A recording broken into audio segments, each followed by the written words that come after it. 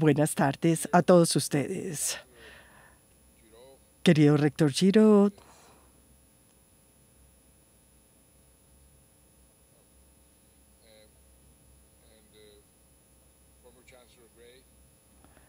y ex rector Gray, miembros del Consejo de Regentes de Kansas, distinguidos miembros de la comunidad académica, alumnos y exalumnos de la Universidad de Kansas,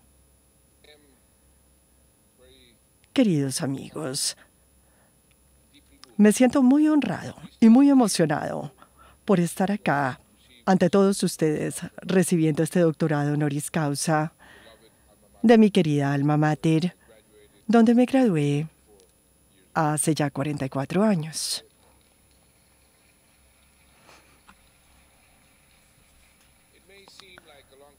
Parece mucho tiempo, pero todos sabemos que esos años universitarios siempre perduran en nuestros corazones. Es una época en la que vivimos y soñamos con más intensidad, preparándonos para emprender el camino de la vida profesional. Recuerdo muy bien cuando tomé la decisión de estudiar acá, en la Universidad de Kansas. Mi hermano Luis, aquí presente, había escogido la Universidad de Kansas porque un amigo de mi padre le había dicho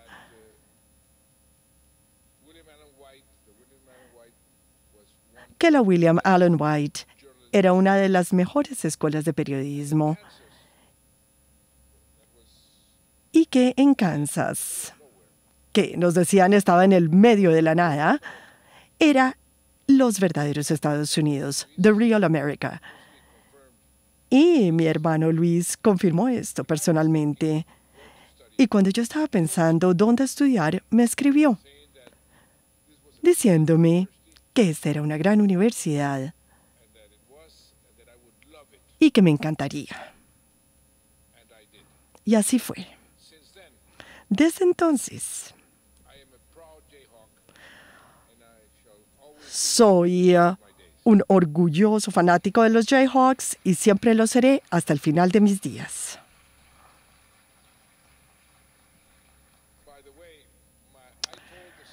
A propósito, le dije lo mismo a mi hermano menor, Felipe, y él también es otro orgulloso exalumno de esta universidad. Así que el mejor equipo de baloncesto de la nación tiene a 3 hermanos santos haciendo fuerza por él en cada juego desde Colombia. Y estoy seguro de que hoy le ganará a Pittsburgh sin ninguna duda.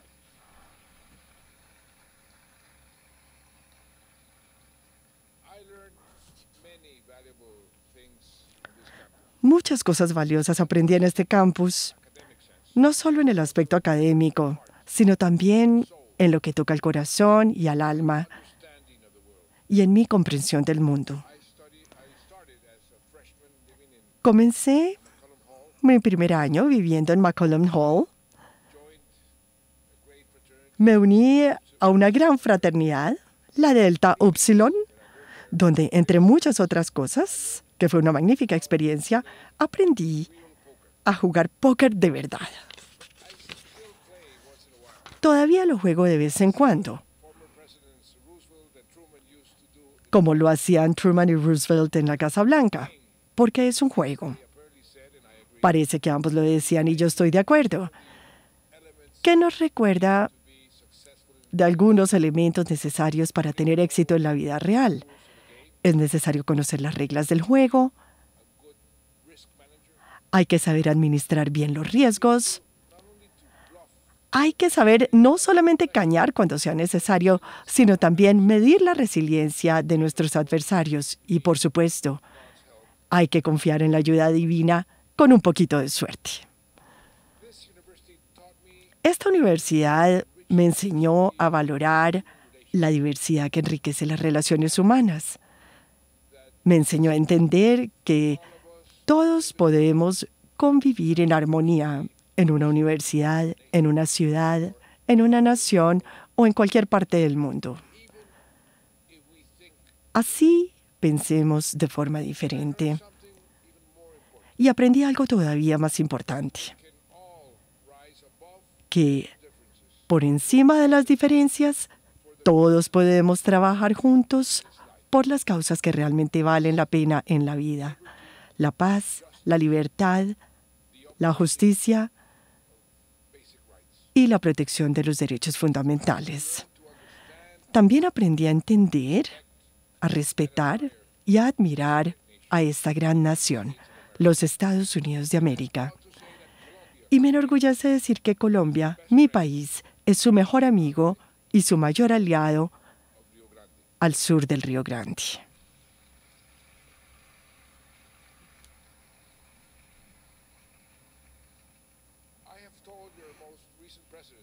He dicho a sus más recientes presidentes, con quienes tengo muy buenas relaciones, expresidentes Clinton, Bush, Obama y al presidente Trump, que Norteamérica debería mirar más hacia el sur, porque es al sur del Río Grande en donde están sus verdaderos intereses estratégicos.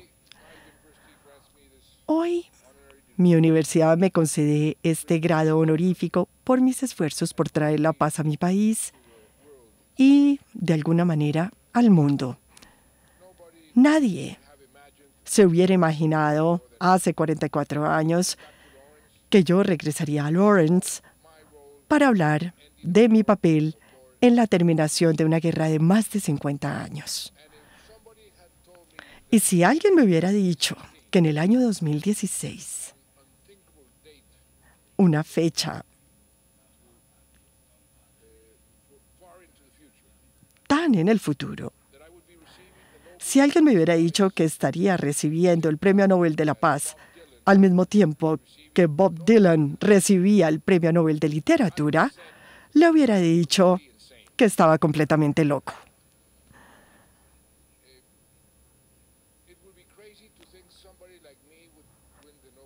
Sería una locura pensar que alguien como yo podría ganarse el Nobel de Paz, y aún más loco aún, por decir que ese mismo año ganaría el Nobel de Literatura. Pero para mí, él no lo pudo haber resumido mejor. The times, they are a-changing. Los tiempos están cambiando.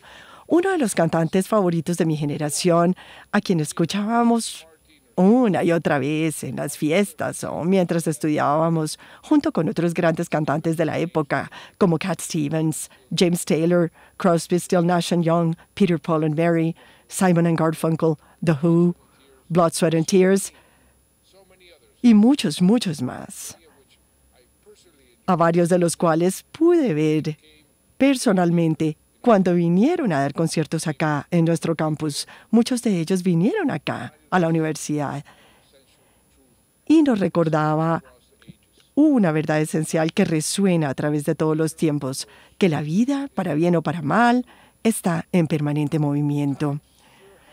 Y los tiempos sí que han cambiado en el mundo. Ustedes en Estados Unidos acá han sido testigos de grandes cambios, y también nosotros en Colombia. Me acuerdo el año en que llegué acá, en 1969, con una maleta cargada de sueños y un poco más de pelo en mi cabeza y mucha pasión. ¿Qué pasaba por ese entonces? Bueno, varios de ustedes lo recordarán. Muchas cosas estaban pasando. Su país nos llenó a todos de orgullo cuando puso al primer hombre en la luna. Una promesa hecha por un joven y gran presidente algo menos de una década antes. El mundo vivía una gran agitación. El movimiento contra la guerra de Vietnam se estaba haciendo más fuerte, simbolizado por eventos como el concierto de Woodstock, donde los hippies de todo el país disfrutaron de 3 días de música y paz. La Revolución de Mayo del año anterior en París había encendido protestas en todo el mundo. En 1969,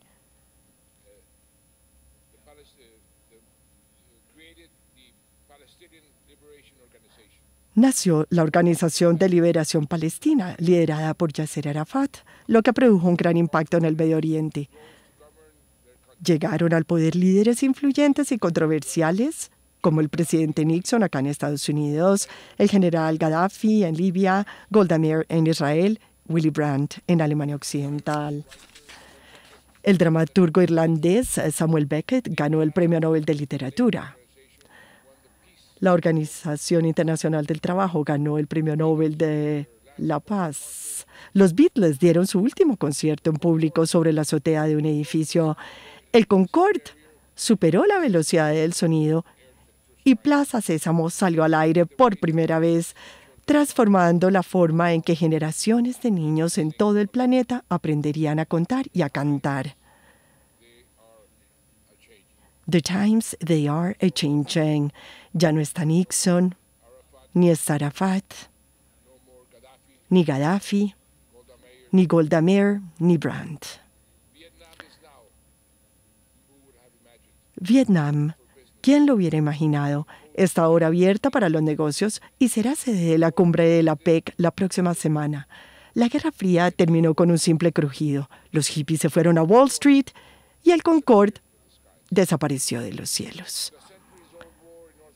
La guerra de varios siglos en Irlanda del Norte ha terminado, pero el conflicto árabe-israelí ha continuado, está tristemente vigente, y el mundo continúa siendo un polvorín.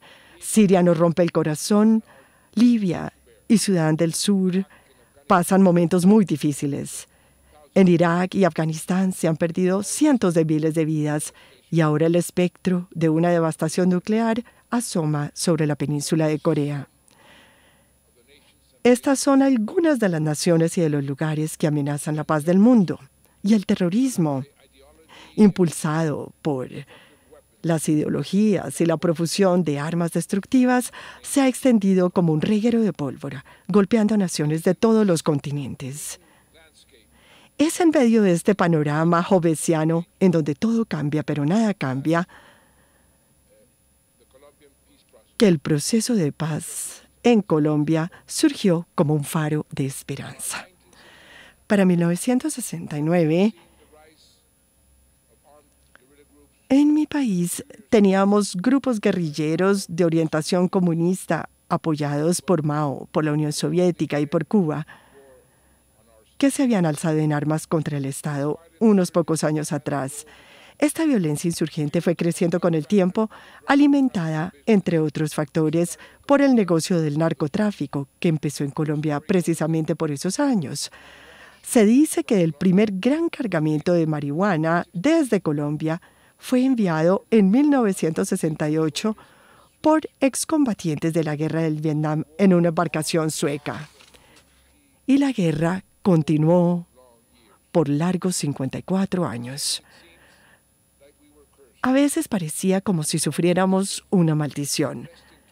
Era como si estuviéramos condenados a vivir en medio de una guerra interna y eterna, a escuchar noticias de bombas, de secuestros y de muertos todos los días en la radio y en la televisión. No tenía fin. Eso tenía que terminar. Por eso, cuando salí electo con el más alto número de votos como presidente, me dije, contra todas las posibilidades y contra el consejo de muchos, es el momento de dar una oportunidad a la paz. Fue un proceso largo y difícil. No voy a entrar en los detalles, pero no puedo dejar de mencionar un punto clave, y es que esta fue la primera vez en la resolución de los conflictos armados en el mundo en que las víctimas, en el caso de Colombia más de 8 millones, y sus derechos a la justicia, a la reparación, a la verdad y a la no repetición, estuvieron en el centro de las negociaciones. Otro aspecto que vale la pena resaltar es que también por primera vez dos partes envueltas en una guerra acordaron crear un tribunal especial, un sistema de justicia transicional y someterse a él, de forma que no haya impunidad para los crímenes de guerra y crímenes de lesa humanidad. Después de casi 6 años, logramos hace un año firmar finalmente un acuerdo que puso fin a la guerra con las FARC, la guerrilla más numerosa y antigua de todo el hemisferio. Hoy, las FARC han entregado todas sus armas a las Naciones Unidas y se han convertido en un movimiento político, cumpliendo con el objetivo de todo proceso de paz: cambiar la violencia por los argumentos, cambiar las balas por votos. Y con la única guerrilla que queda en nuestro territorio, el ELN, mucho más pequeño que las FARC, tenemos ahora vigente un cese al fuego que ha evitado víctimas y atentados. Estamos trabajando con todo el empeño para que este cese al fuego sea permanente. El pasado diciembre, en Oslo, en la ceremonia Nobel, dije al público que Colombia era un ejemplo de hacer posible lo que todos creían imposible. Ese día pronuncié unas palabras que quisiera compartir con ustedes porque veo que su mensaje es más relevante hoy que inclusive hace un año. En un mundo en el que los ciudadanos toman las decisiones más cruciales para ellos y para sus naciones, empujados por el miedo y por la desesperación, tenemos que hacer posible la certeza de la esperanza. En un mundo en que las guerras y los conflictos se alimentan por el odio y los prejuicios, tenemos que encontrar el camino del perdón y la reconciliación. En un mundo en que se cierran las fronteras a los inmigrantes, en donde se ataca a las minorías y se excluye a aquellos que se consideran diferentes, tenemos que ser capaces de convivir con la diversidad y apreciar la forma en que ésta puede enriquecer nuestras sociedades. Queridos amigos de esta gran Universidad de Kansas, déjenme terminar haciendo lo que podría llamar un elogio al centro. La historia de la humanidad ha sido siempre compleja y estos tiempos, como muchos otros tiempos, están llenos de dificultades y de retos. En este contexto,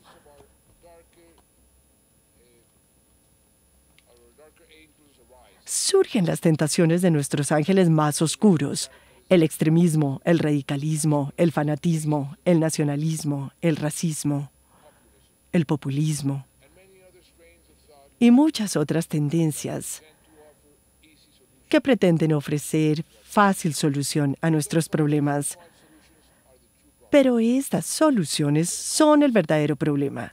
Como economista, he comprobado su impacto perverso en las sociedades y como servidor público he visto su poder corrosivo en la política. Las doctrinas de extremos ideológicos, sean de izquierda o de derecha, son el germen de las exclusiones y de futuras violencias. Al mal no se le combate con otra forma de mal. Como decía Gandhi, si seguimos aplicando la ley del ojo por ojo, solamente terminaremos haciendo que la humanidad termine ciega. Acá, en la Universidad de Kansas, estudié el liberalismo económico de Adam Smith, así como las ideas de Milton Friedman y de Friedrich von Hayek, que confiaban en las fuerzas del libre mercado. Pero también estudié las tesis anticapitalistas de Marx y las ideas intervencionistas de Keynes, que, como ustedes saben, proponía la intervención del gobierno en la economía porque no creía que los mercados pudieran regularse ellos mismos. Más tarde, cuando vivía en Londres, conocí la tercera vía, doctrina postulada por el sociólogo británico Anthony Giddens, que planteaba una aproximación pragmática a medio camino entre esas dos corrientes. Y terminé escribiendo un libro sobre la tercera vía, con quien era entonces el primer ministro del Reino Unido, Tony Blair. La tercera vía no considera al Estado y al sector privado como enemigos o como actores antagónicos, sino más bien los ve como aliados ideales que pueden ayudarse mutuamente para lograr la prosperidad social. Esta doctrina se ha resumido con una frase muy sencilla pero muy poderosa. Permita que el mercado vaya hasta donde sea posible, pero que el Estado intervenga cuando sea necesario.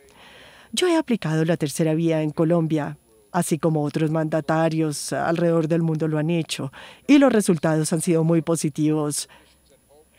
En nuestro caso, inspirados por difíciles coyunturas en mi país, y nuestra economía no ha dejado de crecer y ha mantenido la confianza de los inversionistas extranjeros y los mercados internacionales. Somos líderes en la región, en muchos indicadores económicos y sociales, en toda Latinoamérica. Pero lo más importante es que nuestro crecimiento ha sido incluyente, es decir, ha favorecido más a los pobres que a los ricos. De hecho, en los últimos 6 años, hemos podido lograr sacar de la pobreza a más de 5 millones de colombianos, cerca de 1/10 parte de nuestra población, y esta es una estadística impresionante bajo cualquier medida. Entre dos doctrinas económicas opuestas, escogí el centro, precisamente porque el mundo no es simplemente blanco y negro. La vida está llena de colores y de muchas gamas de grises. He seguido el proverbio latino: in medio stat virtus. En el medio reside la virtud. Lo mismo podemos decir en el campo de la política e inclusive de la seguridad nacional. La primera tentación ante las amenazas terroristas o ante las olas migratorias o ante el problema del narcotráfico es cerrar las fronteras, imponer más controles y poner en marcha políticas y tácticas represivas. La historia ha demostrado una y otra vez que nada de esto ha funcionado y que inevitablemente termina convirtiéndose en la gasolina que alimenta el incendio. Pero enfrentémoslo y llamemos a las cosas por su nombre.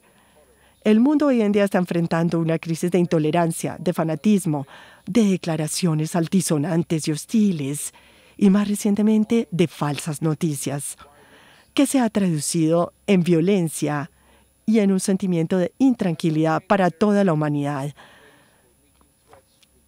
No digo que no haya que responder a las amenazas y los atentados con la fuerza militar y policial del Estado, no, o la aplicación de la ley. Yo mismo lo hice como ministro de Defensa y lo he hecho como presidente. Y fíjense la ironía, fui elegido presidente por ser considerado un halcón exitoso contra las FARC. Pero tenemos que ir más allá. Tenemos que agregar empatía a nuestro pensamiento racional para poder entender las motivaciones de los otros, su contexto y sus problemas. Solo así podremos atacar las verdaderas raíces de todos los males, de sus acciones, que son el miedo, la exclusión y la inequidad, y reemplazarlas por las fuerzas positivas del amor, la compasión y el respeto por las diferencias. Puedo sonar idealista, pero creo que es el único camino. Tratar a los otros de la misma forma que nosotros queremos ser tratados. Y les puedo contar algo desde mi propia experiencia. Siempre resulta más popular y más fácil hacer la guerra que buscar la paz. Siempre es más popular alzar las banderas de la revolución que seguir la senda moderada de las reformas. Siempre es más popular y emocionalmente satisfactorio defender posiciones extremas que promover una posición de centro reflexiva y pragmática. O en otras palabras, es más fácil apelar a las emociones que a los argumentos. Pero en esta vida, apreciados amigos, un verdadero líder no es el que tiene más popularidad, sino el que hace lo correcto. y he tratado de hacer lo correcto en las 4 décadas que han pasado desde que me gradué de la Universidad de Kansas. He cometido muchos errores en el camino, pero yo los invito a que sigan su conciencia, a que traten siempre de hacer lo correcto, a pesar de las dificultades y frustraciones que puedan encontrar a lo largo de ese camino. Recordemos los inspiradores versos escritos por William Stafford, ese gran poeta de este estado, del estado de Kansas, y egresado también de esta gran universidad.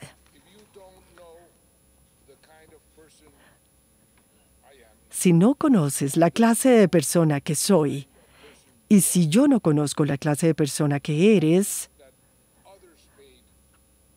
puede prevalecer en el mundo la visión de otros.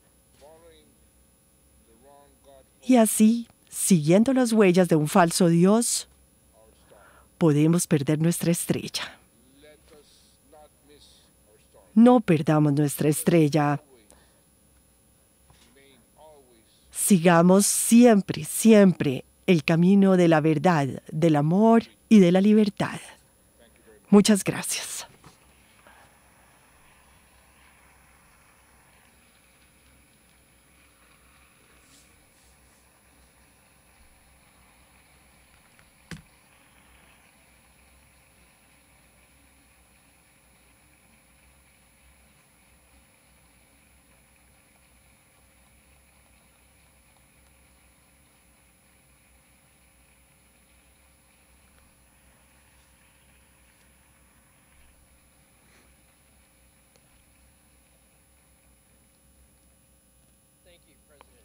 Gracias, presidente Santos. Ahora tengo el gran placer de entregarlo su grado honorífico. La Universidad de Kansas concede grados honoríficos en reconocimiento de contribuciones extraordinarias a nuestra sociedad. El presidente Santos, usted se une a otros que han recibido extraordinarios logros académicos, humanitarios y en muchos otros campos. Como rector de la Universidad de Kansas, es para mí un gran honor concederle el premio honoris causa por los grandes logros obtenidos por su país y para el mundo.